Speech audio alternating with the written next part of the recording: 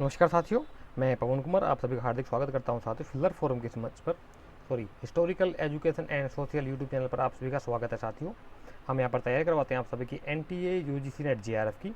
तो ना केवल NTA UGC नेट JRF को करेक्ट करने के लिए बल्कि आप हमें ज्वाइन कर सकते हैं साथियों TGT PGT first grade second grade NVS KVS UPGI GDC DSSB इत्यादि सभी प्रकार के कम्पिटिटिव एग्जाम्स प्राप्त क्लियर करने के लिए सभी प्रकार के कम्पिटिटिव एग्जाम क्लियर करने के लिए खासतौर से हिस्ट्री सब्जेक्ट के किसी भी एग्जाम को क्लियर करने के लिए आप हमारे YouTube channel historical education and social channel को ज्वाइन कर सकते हैं। ज्वाइन करने के लिए आपको वीडियो के नीचे डिस्क्रिप्शन बॉक्स में लिंक मिल जाएगा, वहाँ से ज्वाइन हो सकते हैं। यूट्यूब चैनल के साथ साथ साथियों एक हमारा टेलीग्राम चैनल भी है, history UGC net /filler forum. History UGC net /filler forum एक हमारा टेलीग्राम चैनल है, वहाँ पर जा करके आप ज्वाइन हो सकते हैं। कुछ चीज़ें जो जैसे कि जो हम यहाँ पर कवर अप नहीं कर पाते हैं यूट्यूब के माध्यम से, उसके अपडेट्स हम जो है time to time Telegram channel पर पोस्ट कर देते हैं, वहाँ से जा करके आप ज्वाइन कर सकते हैं। लिंक आपको वीडियो के नीचे डिस्क्रिप्शन बॉक्स में मिल जाएगा, ठीक है। और साथ साथ हमारा एक यूट्यूब आपका व्हाट्सअप ग्रुप भी है। व्हाट्सअप ग्रुप में अगर आप ज्वाइन करना चाहते हैं तो हमारा एक नंबर है, नंबर नोट कर लीजिए। वो नंबर है 9250710079। हाँ, मैं रिपीट कर देता हूँ, 9250710079।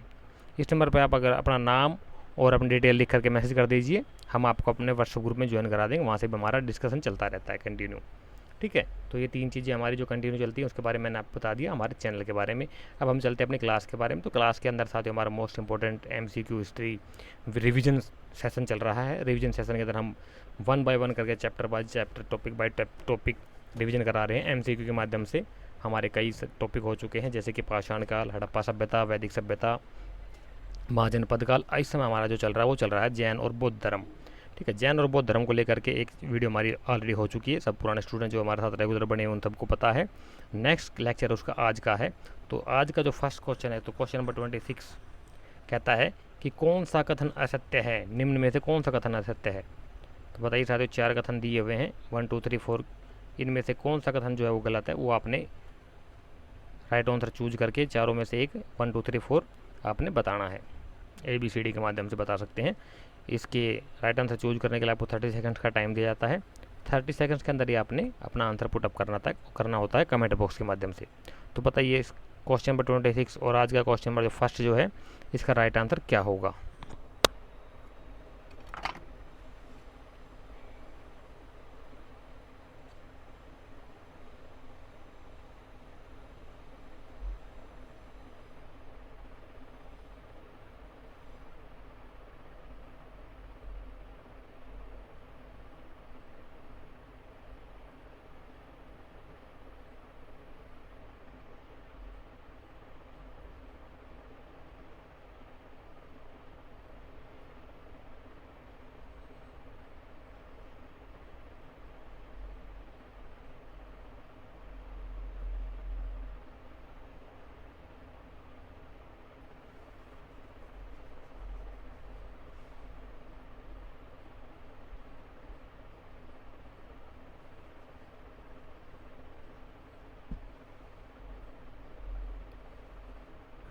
तो सर इस क्वेश्चन का राइट आंसर आपने दे दिया होगा।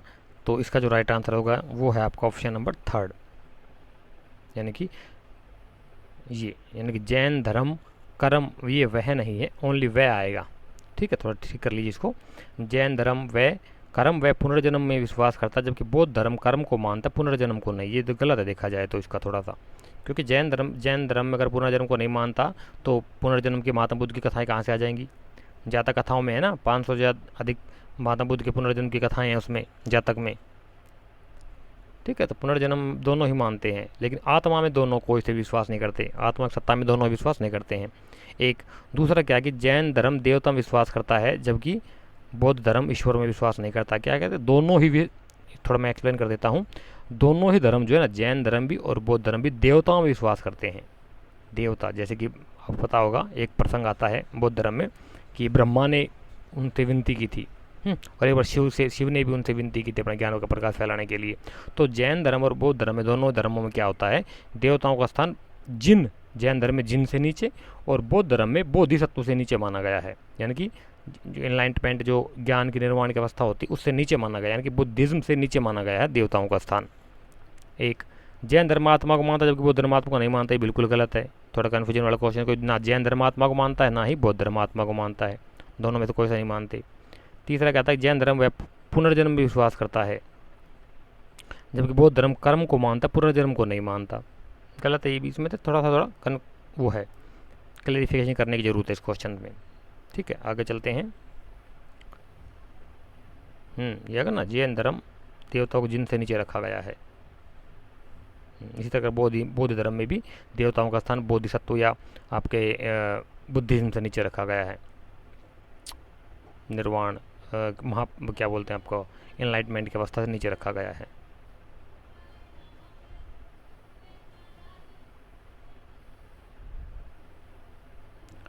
हाँ, कहता है कि बौद्ध ग्रंथ सुत्त निपात में गाय को सुख देने वाली आनंदा, आनंद देने वाली वनंदा, वंदन करने वाली कहा गया है तथा गौ हत्या की निंदा की गई है, जिसका एक प्रमुख कारण था। क्या कारण था बताइए, किस कारणवश से बौद्ध ग्रंथ सुत्त निपात में गाय को अनदा वंदा सुखदा कहा गया है और गौ हत्या की निंदा की गई है, मना ही है। गौ हत्या, गाय को आप नहीं मान सकते, यही कारण की वैदिक सभ्यता में भी गाय को अघन्या कहा गया है, यानी कि जिसका वध न किया जा सके, अवध्य या अघन्या कह सकते हैं।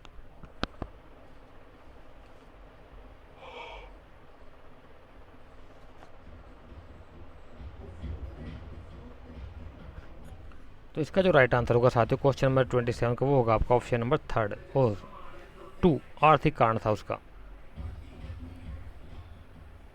आर्थिक, ये आ गया ना। ठीक है, क्योंकि आर्थिक कारण इस वजह से था कि मान लीजिए गाय तो हमारा इकोनॉमी का आधार थी ना उस समय की। गोवंश अगर मान लो खत्म हो जाएगा, वध करेंगे उनका, तो फिर समाज में दूध की पूर्ति कैसे होगी? बैल बछड़े कहाँ से आएंगे जो कि हल चलाएंगे और हल चला करके कृषि के कार्य में सहयोग करते हैं? इस प्रकार से इसकी मनाही थी। आगे नेक्स्ट क्वेश्चन कहता है कि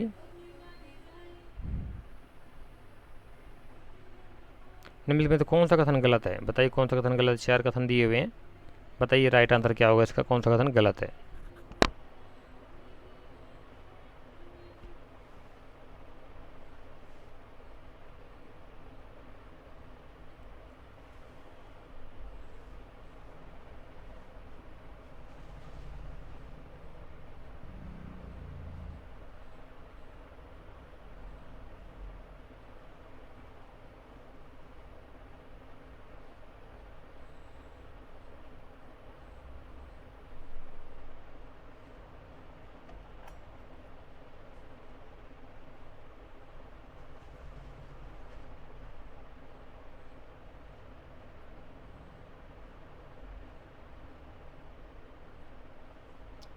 तो क्वेश्चन नंबर 28 का जो राइट आंसर होगा वो होगा आपका ऑप्शन नंबर 4, यानी कि गौतम बुद्ध आदिम सामाजिक समर्थक नहीं थे। ये कथन गलत है और ये हमारा इसका आंसर है। देखा जाए तो इसमें क्या है साथियों कि गौतम बुद्ध आदिम सामर्थ्यवाद के समर्थक थे। उन्होंने आदिम कबीलाई समाज तथा किसानों को बीज व अन्य सुविधाएं मिलनी चाहिए, इसके वो समर्थक थे, ऐसा वे मानते थे। और इसका एक और पॉइंट है, बौद्ध धर्म में वर्ण व्यवस्था की निंदा की गई है और जैन धर्म में वर्ण व्यवस्था की निंदा नहीं की, गलत है। ये थोड़ा गलत हो जाएगा क्योंकि जैन धर्म में तो वर्ण व्यवस्था की निंदा की ही गई है और बौद्ध धर्म में की गई है, जैन धर्म में भी की गई है, क्योंकि दोनों ही धर्म समानता के ऊपर आधारित थे।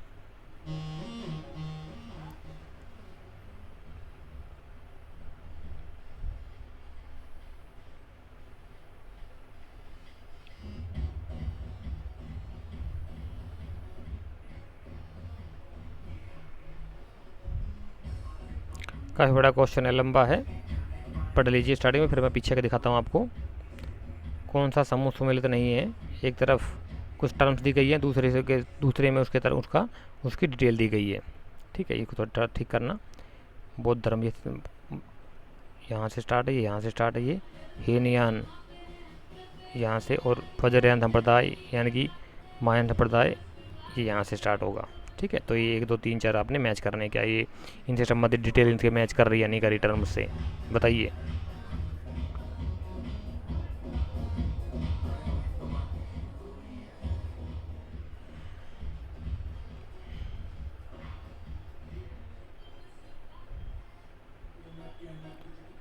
29 का जो राइट आंसर होगा साथी वो होगा आपका ऑप्शन नंबर थर्ड, यानी कि गौतम बुद्ध देव हीनयान गौतम बुद्ध को देवता मानते, जबकि गौतम बुद्ध महायान गौतम बुद्ध को महापुरुष मानते थे। उल्टा है, अपोजिट में रहेगा, यानी कि हीनयान जो लोग थे वो महात्मा बुद्ध को महापुरुष मानते थे, ठीक है, और महायान लोग जो थे ये महात्मा बुद्ध को देवता मानते थे, इसी वजह से इनका पूजा करते थे महायान संप्रदाय में।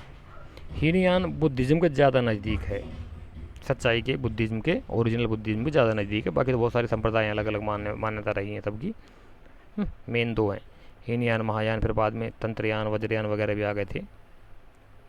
सुमेलित कीजिए साथियों, सुमेलित करना आपने ये कौन सा, एक तरफ कुछ विहार दिए गए हैं, एक तरफ उनको उनसे संबंधित स्थान दिए गए हैं, तो कौन सा विहार कौन से स्थान में था बताइए ज़रा।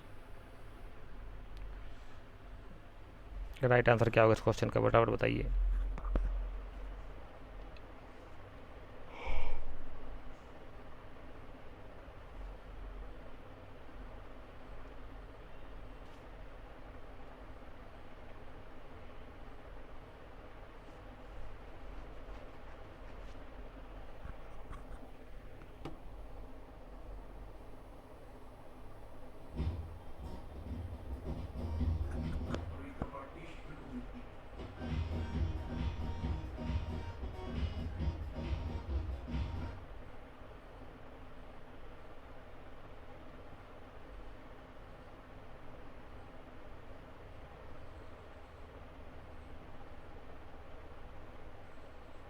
देखिए सर, तो आपने पढ़ा होगा इसके बारे में, इस क्वेश्चन का राइट आंसर के लिए मैंने आपको पहले बताया है कि एक या दो पॉइंट्स ऐसे होने चाहिए जिसके ऊपर आप 100% श्योर हो कि यह इसका आंसर यही हो सकता है। जैसे कि इस पे इसमें मान लीजिए मुझे इसका पता है कि वेलुवन विहार जो था वैशाली में नहीं था, बिंबिसार द्वारा बनवाई ये था आपका राजगृह में, तो ये 4 हो जाएगा, सी का चौथा। तो अब सी में देख लीजिए 4 कहाँ पे आ रहा है, 3 3 1 4 ये आ जाएगा लास्ट में, तो यही इसका राइट आंसर हो जाएगा। मिला लीजिए अब आप, ए का 2 यानी कि घोषिताराम विहार हो जाएगा आपका कौशाम्बी से, ठीक है, जेतवन विहार अनाथ पिंडकवाड़ा हो जाएगा आपका श्रावस्ती से, वेलवन विहार बिंबिसार का आपका हो जाएगा राजगृह से, और कुटागरशाला महावन विहार जो कि लक्ष्मी द्वारा बनवाया गया था ये था आपका वैशाली में। इस प्रकार से ये मैच हो जाएगा, ठीक है, तो ये इसका राइट आंसर 4 हो जाएगा, और इसका आप स्क्रीनशॉट ले सकते हैं ताकि इन फ्यूचर में आपको काम आए और आप रिवीजन फटाफट कर सको। पूवरम व्यापारिक पुत्र विशाखा ने श्रावस्ती बनवाया था, हाँ ठीक है। ये भी आगे कहता है कि गौतम बुद्ध द्वारा बौद्ध धर्म के प्रचार हेतु यात्रा स्थलों के क्रम से व्यवस्थित कीजिए। यात्रा स्थलों को क्रोनोलॉजिकल ऑर्डर में लगाना है कि महात्मा बुद्ध पहले धर्म प्रचार करने के लिए बुद्ध धर्म का प्रचार करने के लिए कहाँ गए, उसके बाद कहाँ गए, और सबसे लास्ट में कहाँ गए थे। बताइए इसका राइट आंसर क्या होगा साथियों।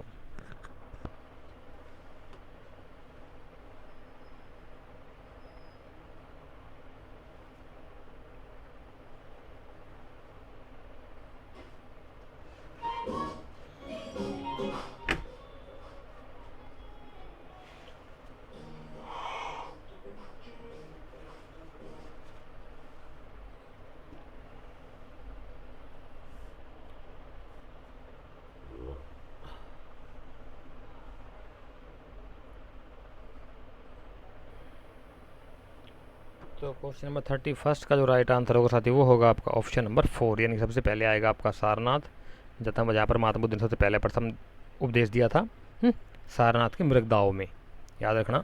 उसके बाद वो गए थे वाराणसी दिए हुए जगहों में से, उसके बाद राजगृह मगध की राजधानी, फिर वैशाली, कौशाम्बी, श्रावस्ती और लास्ट में पावा या पावापुरी, ठीक है। बौद्ध जैन धर्म को देखकर निम्नलिखित में से कौन सा कारण नहीं था। 4 कारण दिए हुए हैं, तो इन चारों में से बताना आपने कि कौन सा कारण है था जैन व बौद्ध धर्म को देखा।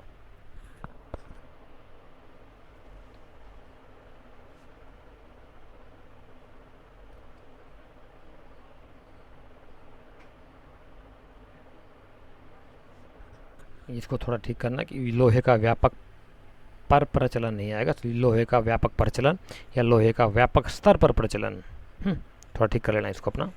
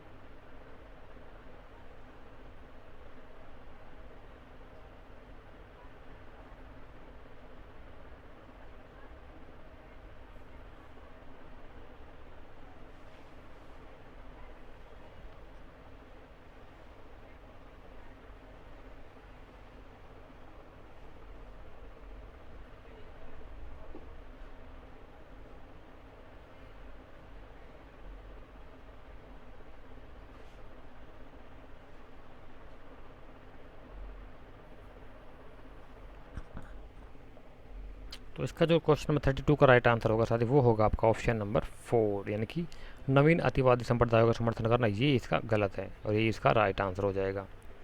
नेक्स्ट क्वेश्चन है हमारा,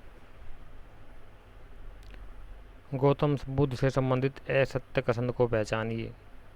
बताइए कौन सा कथन असत्य है। कालदेव तथा कौंडिन्य ने भविष्यवाणी की थी कि गौतम बुद्ध बड़ा होकर या तो चक्रवर्ती सम्राट बनेगा या फिर महान सन्यासी बनेगा, और बाकी तीन ये देख लेना। बताइए इसका राइट आंसर क्या होगा।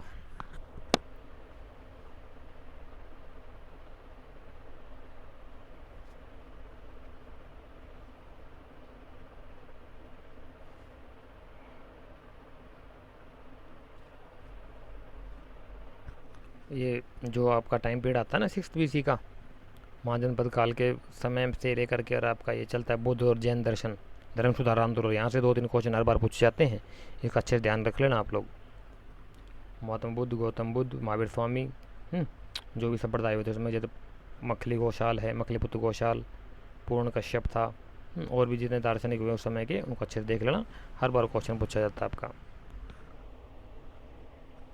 तो इसका जो राइट आंसर होगा 33 का वो होगा आपका ऑप्शन नंबर 2, यानी कि गौतम बुद्ध की माता का नाम माता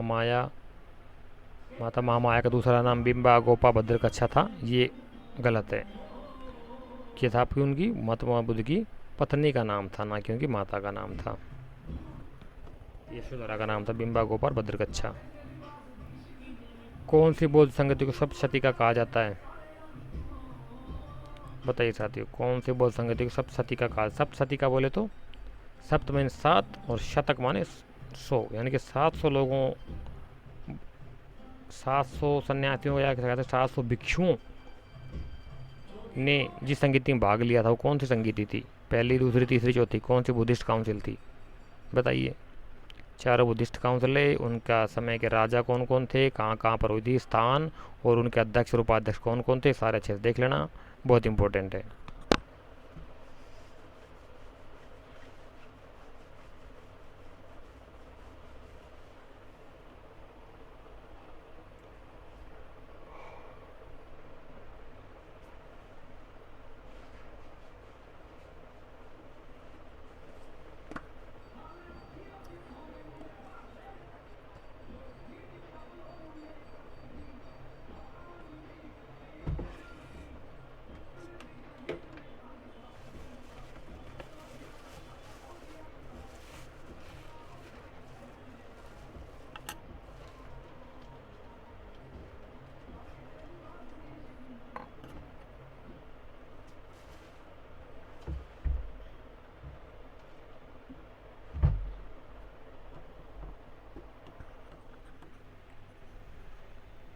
तो इसका जो राइट आंसर होगा साथी वो होगा आपका option number 2, second Buddhist council में हुआ था ये, दूसरी बुद्ध संगीति जो कि काला अशोक के समय पर हुई थी। ये था, इसकी डिटेल दे दी है, कौन सी बुद्धिस्ट काउंसिल कौन से समय में हुई थी, कौन कौन सा उसका अध्यक्ष था।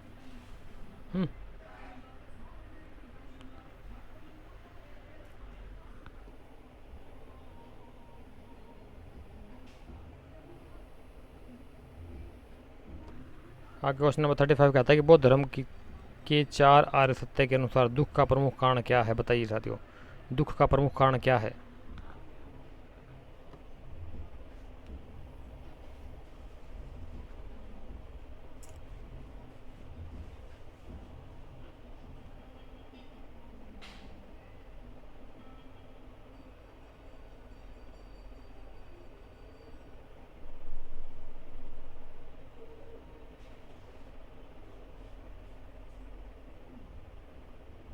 देख सकते, ये थोड़ा कन्फ्यूजन वाला क्वेश्चन है। ये कहता है कि बुद्ध धर्म के 4 आर्य सत्य के अनुसार दुख का प्रमुख कारण क्या है। अगर जनरल पूछा था ना कि बुद्ध धर्म के अनुसार दुख का प्रमुख कारण क्या है, तो आता आपका तृष्णा, यानी कि किसी चीज़ की लालसा या लालच है। जैसे कि हमारे इच्छाएं होती है ना, एक प्रकार उसे तृष्णा कहा गया, लालसा, किसी चीज़ को पाने की लालसा, जैसे आप लोगों को पोस्ट पाने की लालसा, धन संपदा पाने की लालसा। लेकिन यहाँ इन्होंने क्लियर कर दिया क्या कि 4 आर्य सत्य के अनुसार दुख का प्रमुख कारण, ये तो इसका होगा अविद्या। Option number A the right answer होगा इसका। ठीक है।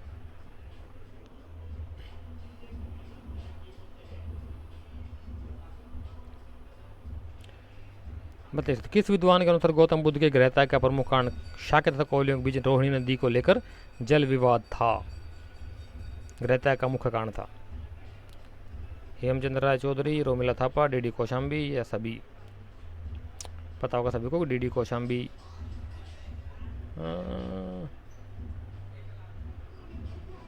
ब्रजभान कौशाम्बी, हाँ इनकी डेथ हो गई अभी, शायद 10 सितंबर उनकी डेथ हो गई है इनकी। इन्होंने बहुत अच्छा काम किया हुआ बुद्ध दर्शन को लेकर, खुदाई वगैरह बहुत किया, विचेशन में कार्य बहुत किया, काफ़ी सारी बुक्स लिखी इन्होंने, बहुत अच्छे थे, पद्म भूषण से भी सम्मानित किया गया था। देख लेना।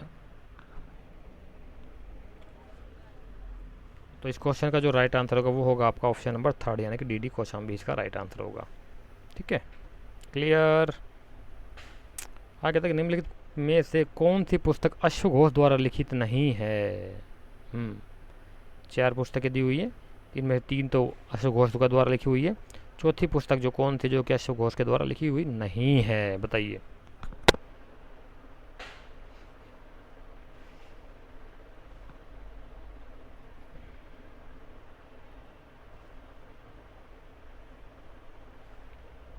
थर्टी सेवन का जो राइट आंसर होगा वो होगा आपका ऑप्शन नंबर 4, यानी सुमंगल विलासिनी। ये किसके द्वारा लिखी हुई है? ये लिखी हुई है आपकी बुद्ध घोष के द्वारा। नेक्स्ट क्वेश्चन, बौद्ध धर्म के त्रिपिटक पाली भाषा में से कौन सा प्रश्नोत्तर शैली में है? हाँ, प्रश्नोत्तर शैली में तो कौन सा है त्रिपिटकों में? शुद्ध पिटक, विनय पिटक, अभिधम्म पिटक, बताइए। या फिर तीनों ही हैं?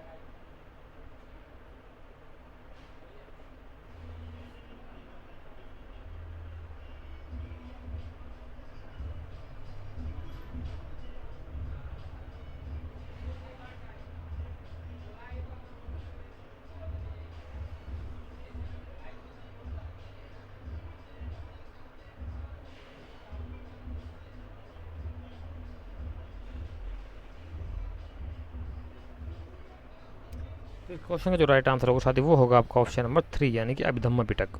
ये प्रश्नोत्तर शैली में पाली में लिखा गया ग्रंथ। क्या आगे कहता है, किस विद्वान ने गौतम बुद्ध को the light of Asia, Asia का प्रकाश पुंज कहा है, बताइए।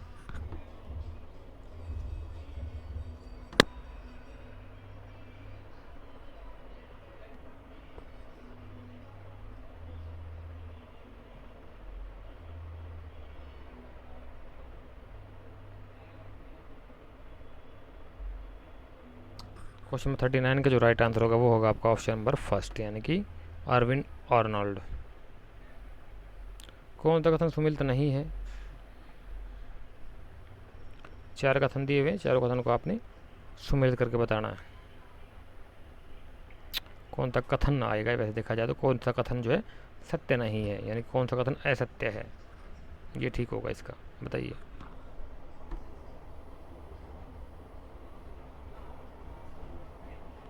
देख लिया, पता लग गया ना, क्वेश्चन समझ में आ गया होगा। बताइए राइट आंसर क्या होगा।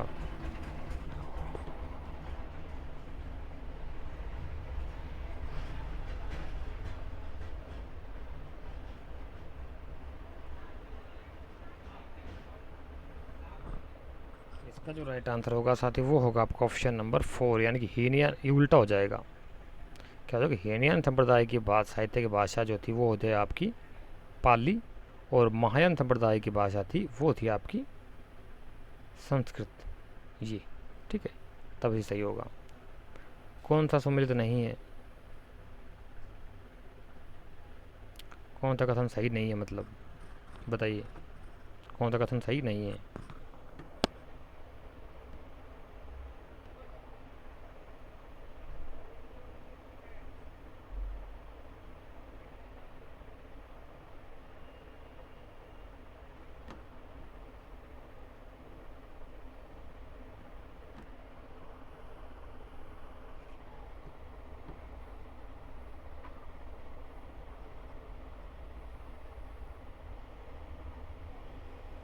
जो राइट आंसर होगा वो होगा साथियों आपका ऑप्शन नंबर 2, यानी कि गौतम बुद्ध के प्रधान शिष्य 11 प्रधान शिष्य गणधर कहलाए थे। गलत है, यही इसका राइट आंसर होगा, क्योंकि गौतम बुद्ध के जगह पे महावीर स्वामी के 11 शिष्य थे। हाँ, ये ना महावीर स्वामी के शिष्य गणधर 11 कहलाए थे। कौन सा कथन सही नहीं है, सुमिल तो नहीं है, बताइए। ज़्यादा लंबे लंबे क्वेश्चन आ गए भाई। बताइए।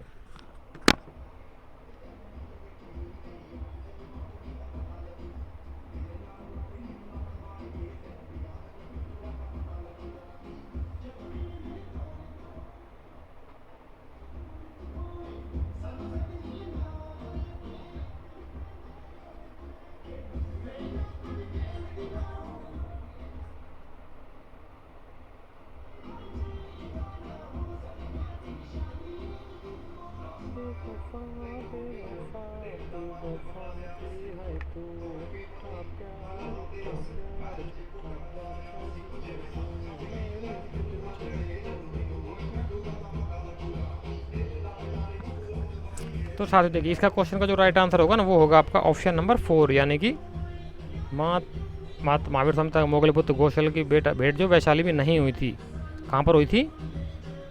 ये हुई थी आपकी राजगृह नालंदा में। पड़ोसियों ने दो ही खून पी लिए भाई।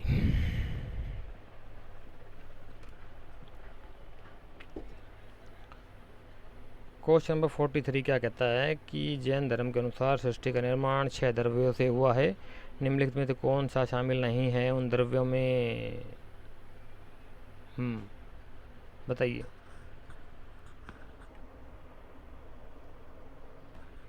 द्रव्य समझते हैं? द्रव्य जो एक ऐसी राशि जो जिसका एक निश्चित संहिता होती है, वजन होता है, उसका एक निश्चित आकार होता है। कोई भी पदार्थ, लोहा, लकड़ी, जो भी स्थान आकार घेरते, जो चीज़ आकार घेरती है, उसका वजूद होता है जिस चीज़ का, उसे कहते हैं। लेकिन यहाँ पर द्रव्य की परिभाषा बदल दी गई है ना, थोड़ा आध्यात्मिक में आ गए हैं। तो इसलिए जैसे काल है, समय की कोई आकार थोड़ी ना होता है। समय को हम कैसे मापेंगे? तो टाइम पीरियड अलग है, वो तो उसका कोई निश्चित आकार थोड़ी ना है। उसको हम आकाश का कोई निश्चित आकार नहीं है, स्वरूप नहीं है। तो क्वेश्चन नंबर 43 का जो राइट आंसर हो जाएगा वो हो जाएगा आपका ऑप्शन नंबर 1, यानी पृथ्वी। ये 6 द्रव्य हैं, देख लेना अच्छे से कौन कौन से 6 द्रव्य। जीव, भूगदल, धर्म, अधर्म, आकाश और काल। कौन सा सुमिलित नहीं है? 4 आ गए ऑप्शन दिए गए आपके, 4 में से आपने बताना है कौन सा सुमिलित नहीं है।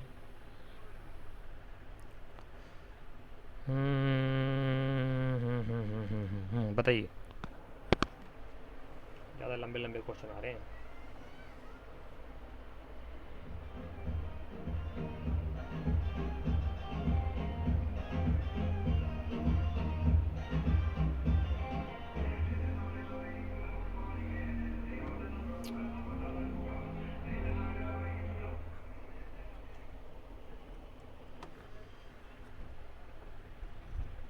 इसका जो राइट आंसर होगा साथियों वो होगा आपका ऑप्शन नंबर 3, प्रथम जैन संगीति वल्लभी तथा द्वितीय जैन संगीति पाटलिपुत्र में नहीं हुई थी, ऐसा नहीं है।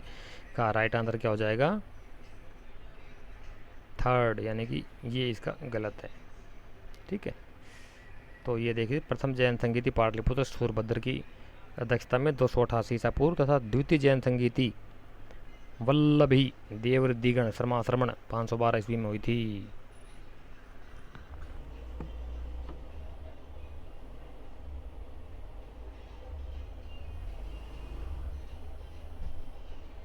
सुमिलित कीजिए। ये कुछ बुद्ध दर्शन में 28 बुद्धों की अवधारणाएं हैं। ठीक है, तो उनमें तो कुछ बौद्धिक तत्व दिए गए हैं और दूसरा तरफ उनसे संबंधित उनकी डिटेल दी गई है। तो बताइए क्या है क्या नहीं है।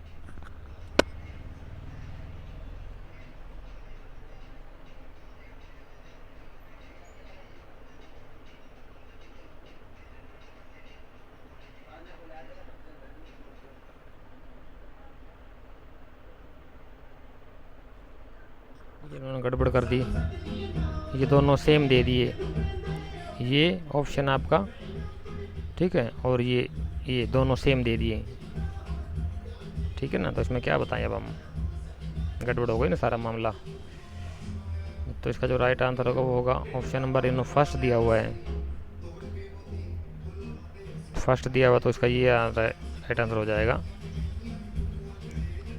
मैत्रेय बुद्ध जो है भावी बुद्ध हो जाएगा आपके, महात्मा बुद्ध जो है भावी बुद्ध मैत्रेय, ठीक है। बी का फर्स्ट अवलोकितेश्वर, ये पद्म पाणी वज्रपाणी आपका आ जाएगा।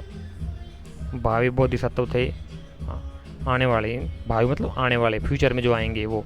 और अमिताभ जो हैं ये हैं आपके स्वर्गीय बुद्ध, जो स्वर्ग में रहते हैं।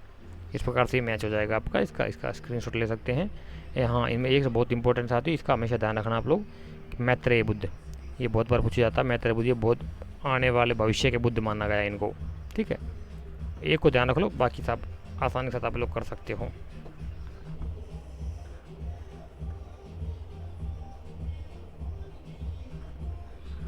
प्यार झूठा कीता है तो मेरे बेवफा है तो, झूठा प्यार कीता है तो मेरे दिल विच जद तू कीता साडे नाल बेवफाई संगे देख जवाब देनू केड़े दिल दा सानी देरी है सजा, रोएंगी सानू याद करके। हाँ, तो क्वेश्चन 46 कहता है कि सर्वास्तिवाद संप्रदाय का प्रमुख केंद्र कहाँ था, बताइए साथियों। सर्वास्तिवाद संप्रदाय, पहले तो पता होना चाहिए कि आपको सर्वास्ति संप्रदाय जो था किससे जुड़ा हुआ है, किससे उद्भव हुआ इसका।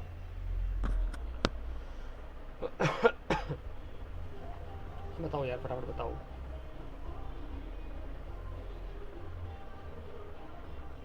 एक ना पड़ोसियों ने डीजे चला रखा है यार, क्या करें इनका। कभी कभार गड़बड़ कर देते हैं, तो मान जाते हैं समझदार बंदे हैं, पर कभी कभार गड़बड़ कर देते हैं, इनको क्या बोलूँ। चलो 46 हो गए, 50 क्वेश्चन तक कराऊंगा, बाकी नेक्स्ट वीडियो में कराऊंगा आप सभी को, ठीक है। तो बताइए इसका राइट आंसर क्या होगा। इसका जो राइट आंसर होगा वो होगा आपका ऑप्शन नंबर 3, मथुरा था भाई। सर्वास्तिवाद संप्रदाय का प्रमुख केंद्र मथुरा। सर्वास्तिवादी और महासांगिक बौद्ध दर्शन पहली बुद्धिस्ट काउंसिल में 2 भागों में थोड़ा थोड़ा बंटने शुरू हो गया था।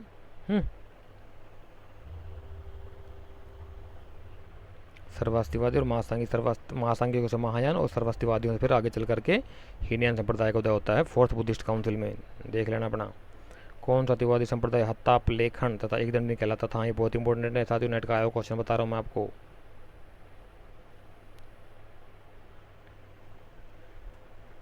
हत्ताप लेखन मतलब बोले तो हत्ताप लेखन एक हथेली के ऊपर ही पता नहीं भोजन करते थे, क्या क्या करते थे, तो कुछ था इनका साथ में। और एक दंडी मतलब एक दंड रखते थे, एक लकड़ी लाठी रखते थे एक अपने साथ में, होती ना बड़े बुजुर्ग जैसे लाठी रखते हैं, बैंत रखते हैं, इसी प्रकार से हत्ताप लेखन होता था। अपने हाथ को ही बर्तन की तरह खाते थे, हाथ में ही खाते, बर्तनों को इस्तेमाल नहीं करते थे ये लोग। तो कौन सा संप्रदाय था वो संप्रदाय था आपका option number A, आजीवक। Question number 23 कहता है कि जैन धर्म के 23वें तीर्थंकर पार्श्वनाथ के पिता अश्वसेन वाराणसी किस वंश के शासक के थे। अभी काम कर 10 मिनट 2 मिनट रुक जा, 10 मिनट बाद 10 मिनट रुक जा, अभी काम कर रहा हूँ। हाँ, तो इसका जो राइट आंसर क्या होगा बताइए साथियों। जैन धर्म के 23वें तीर्थंकर पार्श्वनाथ के पिता अश्वसेन वाराणसी किस वंश के शासक थे। तीर्थंकर पार्श्वनाथ के पिता जो कि इनका नाम था अश्वसेन, जो कि वाराणसी में रहते थे, कौन से वंश के शासक थे।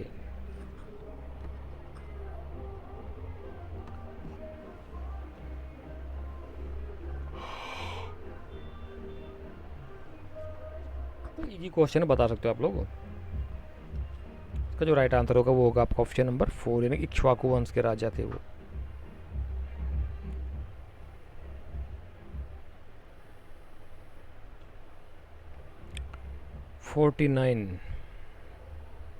प्रसिद्ध गोमतेश्वर बाहुबली की मूर्ति जो श्रणबेल गोला कर्नाटक में, इसका निर्माण गंग शासक राजमल चतुर्थ के मंत्री चामुंड राय, यहाँ बहुत इंपॉर्टेंट है साथियों, चामुंड राय ने करवाया था। बाहुबली किसके बेटे थे। हाँ, बाहुबली किसके पुत्र थे जिनकी मूर्ति का निर्माण करवाया था गंग शासक के सेनापति चामुंड राय ने।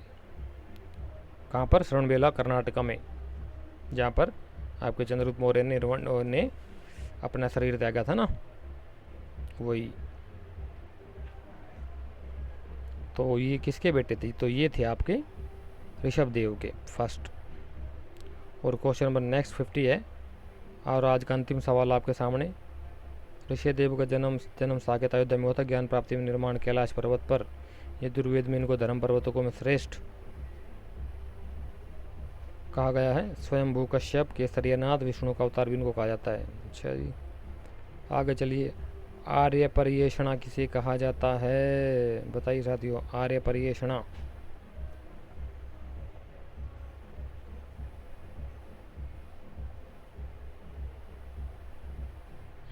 बताइए, आर्य परिवेषणा किसे कहा जाता है?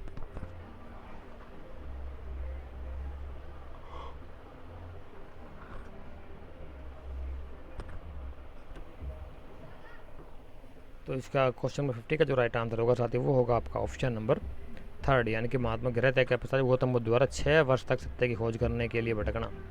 6 वर्ष तक वो सत्य खोज में भटकते रहे थे, तपस्या की थी उन्होंने, कभी कुछ किया कभी कुछ किया।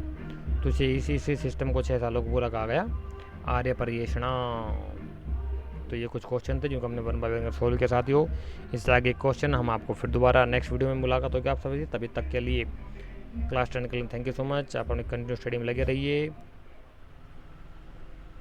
नेक्स्ट मुलाकात होगी आपकी नेक्स्ट वीडियो में। Thank you so much. जय हिंद और जय भारत।